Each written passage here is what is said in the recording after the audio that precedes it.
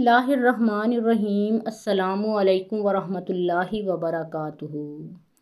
حضرت ثابت بن قیس رضی اللہ تعالیٰ عنہ قبیلہ خزرج کے نمایاں سردار اور یثرب کے معدود چند زعماء میں سے تھے۔ وہ نہایت ذہین، حاضر جواب، خوش بیان اور بلند آواز شخص تھے۔ جب وہ بولتے تو محفل پر چھا جاتے اور جب تقریر کرتے تو سامعین کو مسحور کر لیتے۔ وہ یثرب کے ان افراد میں سے تھے جنہوں نے سب سے پہلے اسلام قبول کیا۔ انہوں نے جیسے ہی مکی نوجوان داعیِ اسلام حضرت مصعب بن عمیر رضی اللہ تعالیٰ عنہ کو اپنی پرسوز و دلکش آواز اور بلند و دلگداز لہجے میں قرآن حکیم کی تلاوت کرتے سنا، اس نے اپنی حلاوت تاثیر سے ان کی سماعت کو اسیر کر لیا، اپنے حسن بیان سے ان کے دل کو اپنے قابو میں کر لیا اور اپنی ہدایت و تشریح سے ان کی عقل کو اپنا گرویدہ بنا لیا۔ پھر اللہ تعالیٰ نے ان کے سینے کو ایمان کے لیے کھول دیا اور پیغمبر اسلام کی جماعت میں شمولیت اختیار کر لینے کی وجہ سے ان کے ذکر کو بلند کر دیا۔ جب رسول اللہ صلی اللہ علیہ وآلہ وسلم ہجرت کر کے مدینہ تشریف لائے تو حضرت ثابت بن قیس رضی اللہ تعالیٰ عنہ نے اپنے قبیلے کے شہ سواروں پر مشتمل ایک جماعت کے ساتھ آپ صلی اللہ علیہ وآلہ وسلم کا شاندار استقبال اور آپ صلی اللہ علیہ وآلہ وسلم کا اور آپ صلی اللہ علیہ وآلہ وسلم کے رفیق سفر حضرت ابو بکر صدیق رضی اللہ تعالیٰ عنہ کا پرتپاک خیر مقدم کیا اور آپ صلی اللہ علیہ وآلہ وسلم کے سامنے ایک مؤثر تقریر کی، جس کا آغاز اللہ تعالیٰ کی حمد و ثنا اور اس کے نبی صلی اللہ علیہ وآلہ وسلم پر درود و سلام سے اور اس کا اختتام ان الفاظ پر کیا: یا رسول اللہ صلی اللہ علیہ وآلہ وسلم، ہم آپ سے اس بات کا عہد کرتے ہیں کہ ہم ہر اس چیز سے آپ کی حفاظت کریں گے جس سے اپنی اولاد کی اور اپنی عورتوں کی حفاظت کرتے ہیں، تو ہمیں اس کے بدلے میں کیا چیز ملے گی؟ جواب میں رسول اللہ صلی اللہ علیہ وآلہ وسلم نے فرمایا: جنت۔ جنت کا لفظ جیسے ہی لوگوں کے پردہ سماعت سے ٹکرایا، ان کے چہرے فرط مسرت سے جگمگا اٹھے اور ان کی پیشانیاں خوشی سے دمکنے لگیں اور سب نے یک زبان ہو کر کہا: اس بدلے پر ہم راضی ہیں یا رسول اللہ صلی اللہ علیہ وآلہ وسلم۔ اور اس روز سے رسول اللہ صلی اللہ علیہ وآلہ وسلم نے حضرت ثابت بن قیس رضی اللہ تعالیٰ عنہ کو اپنا خطیب بنا لیا،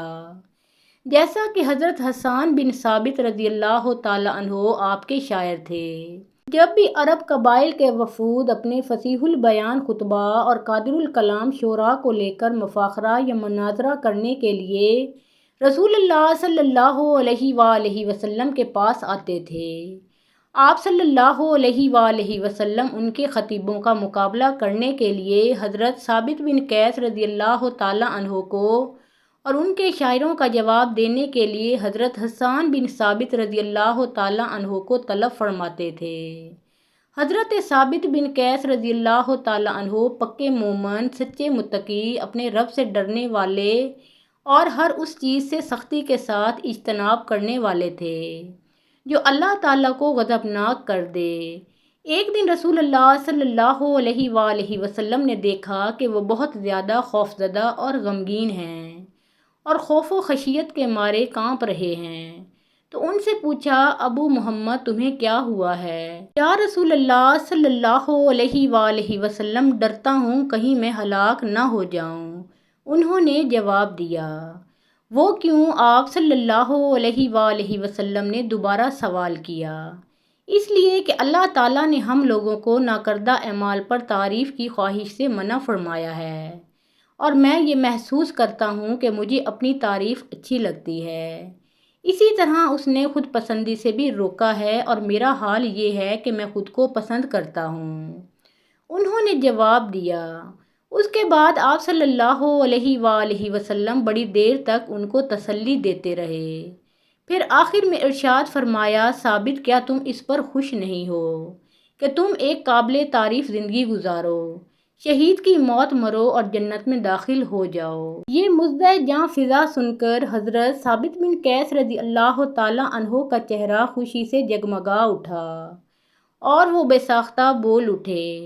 کیوں نہیں یا رسول اللہ صلی اللہ علیہ وآلہ وسلم، کیوں نہیں؟ آپ صلی اللہ علیہ وآلہ وسلم نے فرمایا، یہ چیزیں تمہیں حاصل ہوں گی۔ اور جب یہ آیت نازل ہوئی، اے لوگوں جو ایمان لائے ہو، اپنی آواز کو نبی کریم صلی اللہ علیہ وآلہ وسلم کی آواز سے بلند نہ کرو، اور نہ ہی نبی صلی اللہ علیہ وآلہ وسلم کے ساتھ اونچی آواز سے بات کرو، جس طرح تم آپس میں ایک دوسرے سے کرتے ہو، کہیں ایسا نہ ہو کہ تمہارا کیا کرایا سب غارت ہو جائے اور تمہیں خبر بھی نہ ہو۔ تو حضرت ثابت بن قیس رضی اللہ تعالیٰ عنہ رسول اللہ صلی اللہ علیہ وآلہ وسلم کے ساتھ شدید محبت اور گہرے تعلق کے باوجود آپ صلی اللہ علیہ وآلہ وسلم کی مجالس سے کنارہ کش ہو کر اپنے گھر میں گوشہ نشین ہو گئے، یہاں تک کہ فرض نمازوں کی ادائیگی کے سوا دوسری کسی ضرورت سے باہر نہیں نکلتے تھے۔ جب رسول اللہ صلی اللہ علیہ وآلہ وسلم نے ان کے متعلق دریافت کرتے ہوئے فرمایا، ان کا حال مجھ کو کون بتا سکتا ہے؟ تو ایک انصاری نے کہا، اے اللہ کے رسول صلی اللہ علیہ وآلہ وسلم، ان کی خبر میں آپ کو دے سکتا ہوں۔ اور جب وہ ان کے پاس گئے تو دیکھا کہ وہ اپنے گھر میں سرنگوں رنج و غم سے گھل رہے ہیں، اور جب ان سے پوچھا کہ ابو محمد آپ کا کیا حال ہے، تو انہوں نے جواب دیا، بہت برا، اور جب اس کا سبب دریافت کیا تو بولے، تم جانتے ہو کہ میری آواز اونچی ہے جو اکثر رسول اللہ صلی اللہ علیہ وآلہ وسلم کی آواز سے بلند ہو جاتی ہے، اور اس کے متعلق قرآن میں جو کچھ نازل ہو چکا ہے وہ بھی تمہارے علم میں ہے۔ میں تو اپنے بارے میں یہی سمجھتا ہوں کہ میرے سارے اعمال رائگاں ہو گئے اور میں اہل دوزخ میں سے ہوں۔ انصاری صحابی نے رسول اللہ صلی اللہ علیہ وآلہ وسلم کی خدمت میں واپس آ کر جو کچھ دیکھا اور سنا تھا وہ سب آپ صلی اللہ علیہ وآلہ وسلم کے گوش گزار کر دیا۔ تو آپ صلی اللہ علیہ وآلہ وسلم نے ان سے فرمایا، جا کر ان سے کہہ دو کہ تم اہل جہنم میں سے نہیں بلکہ اہل جنت میں سے ہو۔ یہ ان کے لیے ایک غیر معمولی بشارت تھی جس کی امید وہ زندگی بھر کرتے رہے۔ حضرت ثابت بن قیس رضی اللہ تعالیٰ عنہ غزوہ بدر کے سوا تمام غزوات میں رسول اللہ صلی اللہ علیہ وآلہ وسلم کے ہم رکاب رہے، اور اس شہادت کی طلب میں جس کی بشارت نبی کریم صلی اللہ علیہ وآلہ وسلم نے ان کو دی تھی، جنگ کے خطرناک ترین معرکوں میں گھستے رہے،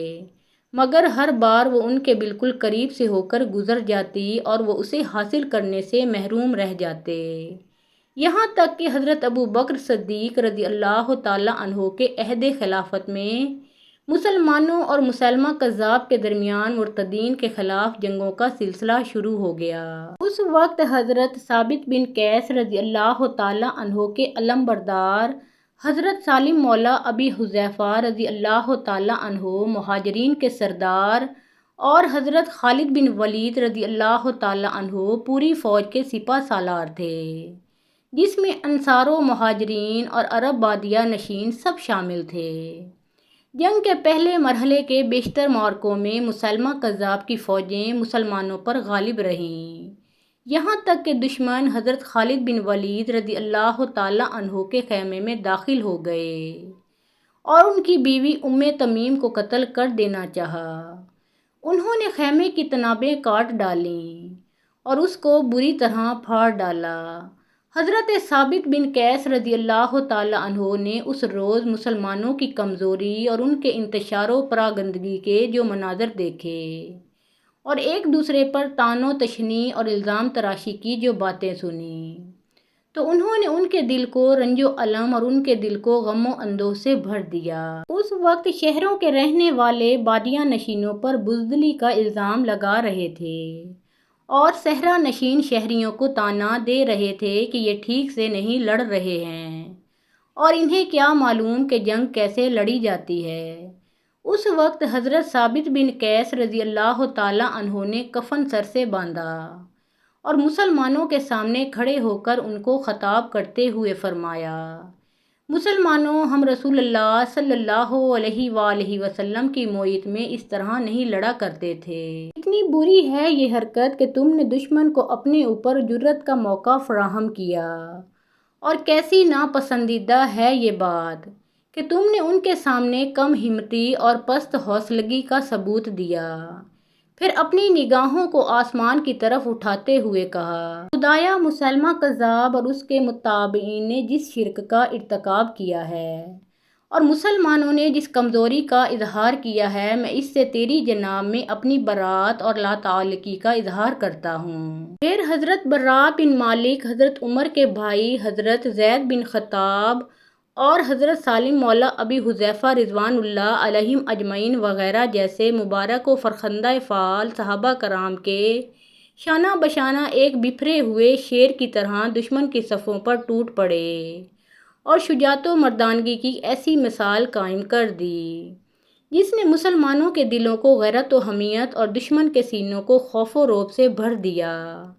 وہ برابر لڑتے رہے اور ہر ہتھیار سے مقابلہ کرتے رہے تا آنکا زخموں سے چور ہو کر میدان جنگ میں گر پڑے، اور اس شہادت سے ان کی آنکھیں ٹھنڈی ہو گئیں جس کی بشارت ان کے محبوب رسول اللہ صلی اللہ علیہ وآلہ وسلم نے دی تھی، اور اس فتح سے ان کا دل خوش ہو گیا جو اللہ تعالیٰ نے مسلمانوں کو ان کے ذریعے عطا فرمائی۔ حضرت ثابت بن قیس رضی اللہ تعالیٰ عنہ کے جسم پر ایک قیمتی ذرہ تھی۔ ایک مسلمان ادھر سے گزرا تو اس نے وہ ذرہ ان کے جسم سے اتار کر اپنے پاس رکھ لی۔ ان کی شہادت کی اگلی رات کو ایک مسلمان نے ان کو خواب میں دیکھا۔ انہوں نے اس سے کہا، میں ثابت بن قیس رضی اللہ تعالیٰ عنہ ہوں، تم مجھے پہچانتے ہو؟ اس نے کہا، ہاں۔ تو انہوں نے کہا، میں تم کو ایک وصیت کر رہا ہوں، خبردار اس کو ایک خواب کی بات کہہ کر ٹال نہ دینا۔ کل جب میں قتل کر دیا گیا تو اس حلیے کے ایک مسلمان کا گزر میری طرف سے ہوا، تو اس نے میری ذرہ اتار لی اور اسے اپنے خیمے میں جو کیمپ کی فلاں سمت میں واقع ہے لے گیا اور اس کو ایک ہانڈی کے نیچے رکھ کر اس کے اوپر سے کجاوا رکھ دیا۔ تم خالد بن ولید رضی اللہ تعالیٰ عنہ کے پاس جا کر ان سے کہنا کہ وہ ذرہ لینے کے لیے کسی آدمی کو اس کے پاس بھیج دیں، وہ ذرہ ابھی تک اسی جگہ پر ہے، اور میں تم کو ایک دوسری وصیت بھی کر رہا ہوں، خبردار اس کو ایک سونے والے کا خواب سمجھ کر نظر انداز نہ کرنا۔ خالد بن ولید رضی اللہ تعالیٰ عنہ سے کہنا کہ جب آپ مدینہ میں خلیفہ کے پاس پہنچیں تو ان سے کہیں کہ ثابت بن قیس رضی اللہ تعالیٰ عنہ کے ذمے یہ قرضے ہیں اور ان کے فلاں فلاں غلام آزاد ہیں، وہ میرے قرضے ادا کر دیں اور میرے غلاموں کو آزاد کر دیں۔ جب وہ آدمی نیند سے بیدار ہوا تو اس نے حضرت خالد بن ولید رضی اللہ تعالیٰ عنہ کے پاس جا کر جو کچھ سنا اور دیکھا تھا وہ سب ان کے سامنے بیان کیا۔ تو انہوں نے ایک آدمی کو ذرہ لینے کے لیے بھیجا اور وہ اس کو اسی جگہ ملی جس کی نشاندہی انہوں نے کی تھی، چنانچہ اسے لا کر ان کے سامنے پیش کر دیا۔ اور جب حضرت خالد بن ولید رضی اللہ تعالیٰ عنہ مدینہ واپس آئے تو انہوں نے حضرت ابو بکر صدیق رضی اللہ تعالیٰ عنہ سے حضرت ثابت بن قیس رضی اللہ تعالیٰ عنہ کی بات بتائی اور ان کی وصیت بیان کی۔ چنانچہ حضرت ابو بکر صدیق رضی اللہ تعالیٰ عنہ نے ان کی وصیت کو نافذ کر دیا۔ حضرت ثابت بن قیس رضی اللہ تعالیٰ عنہ کے سوا کوئی ایسا شخص نہیں ہے جس کے مرنے کے بعد کی کوئی وصیت نافذ کی گئی ہو۔ اللہ تعالیٰ کی ان پر بے شمار رحمتیں نازل ہوں، آمین یا رب العالمین۔ محترم ناظرین، پیارے آقا محمد مصطفیٰ صلی اللہ علیہ وآلہ وسلم کا پیارا نام ایک بار کامنٹ سیکشن میں ضرور لکھیں۔